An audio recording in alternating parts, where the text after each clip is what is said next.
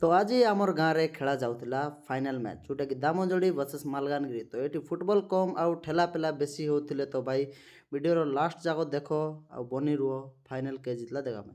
तो hello guys सबके मोर जुहार मुई हेल तुम पालाम बाबू। तो देखी पार्थिव ये येलो जर्सी रे अछंती दामनजोड़ी और रेड जर्सी रे अछंती मालकानगिरी। तापर सब जन हैंडसेक करी मैच टा स्टार्ट हो गला।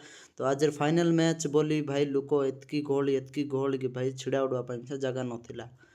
तार पचे हो गला मैच स्टार्ट। तो देखु देखु मालकानगिरी गोटे गोल मारी देला। तो वीडियो रिकॉर्डिंग कर पारे तापर आमर चीफ गेस्ट भारी आइला। तो देखी पारतरबास आमर चीफ गेस्ट के आर आमर कोरापुटिया नुनी मन डांस के।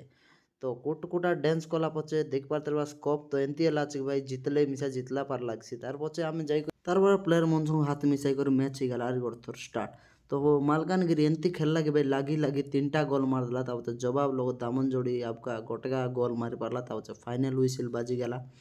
तो तार पचे मालकानगिरी प्लेयर मन खुशी डांस तो देखी पारता आमर गाँव नुनी मनर मिसा कम पावर कि तार पचे से मिसा निजर निजर डांस मन देखाई देला।